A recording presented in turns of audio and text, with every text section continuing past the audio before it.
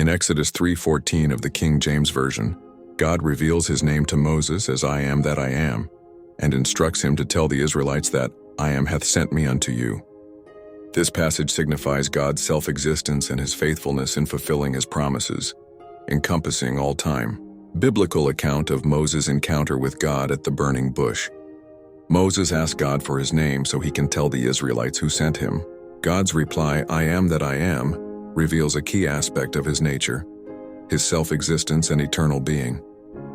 He is also instructing Moses to tell the Israelites that I am has sent him, identifying himself with the name they would recognize. What did God say to Moses in Exodus 3? In Exodus 3, God appears to Moses in a burning bush and reveals his name to him as I am that I am, Exodus 3:14.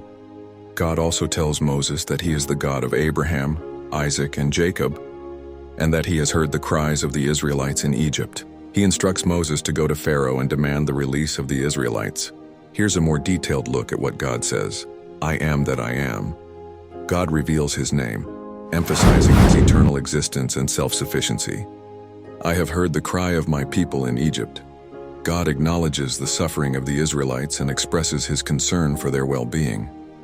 I have come down to rescue them. God promises to deliver the Israelites from their oppression. Go, I am sending you to Pharaoh. God commissions Moses to lead the Israelites out of Egypt. I will be with you. God assures Moses of his presence and support in his mission. What did God speak to Moses through? In the story of Moses and the burning bush, God spoke to Moses through a burning bush that was not consumed by fire. God's voice called out to Moses from the bush, and Moses responded.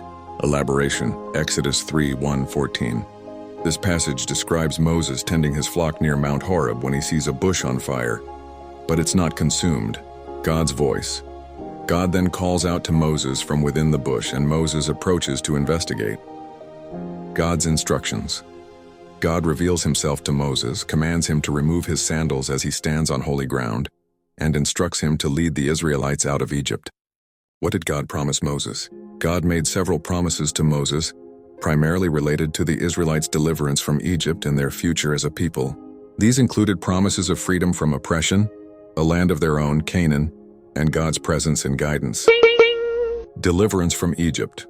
God promised to free the Israelites from their slavery in Egypt and to bring them out with a powerful arm and great judgments against the Egyptians. Covenant with Israel. God promised to take the Israelites as his own people and to be their God. This meant a special relationship and a divine covenant between God and the nation. The Promised Land. God promised to bring the Israelites to the land of Canaan, the land promised to Abraham, Isaac, and Jacob, and to give it to them as a possession. God's presence and guidance. God promised to be with Moses as he led the Israelites and to guide them in their journey. Protection and miracles. God assured Moses that he would provide evidence of his presence and power through miraculous signs, demonstrating his authority and commitment to the Israelites. Inspiration. God said, I am that I am. What a powerful name, for only God exists in and of himself. Of course, we exist too, but we were created, existing only because God willed it so. But existence is inherent in God's nature. He has no beginning and no end. He was and is and will always be. And when we meditate on the name I am, we are reminded of just how magnificent our God is. What are the 3 signs God gave Moses? God provided Moses with 3 signs to validate his authority and demonstrate God's power before the Israelites and Pharaoh. The rod turning into a serpent, his hand becoming leprous, and water turning to blood. Detailed explanation of the signs. 1. The rod turning into a serpent. God instructed Moses to throw his rod on the ground and it would become a serpent. Moses was then to pick up the serpent by its tail, causing it to transform back into a rod. This sign was intended to show God's power over the natural world and to persuade the Israelites that Moses was indeed sent by God.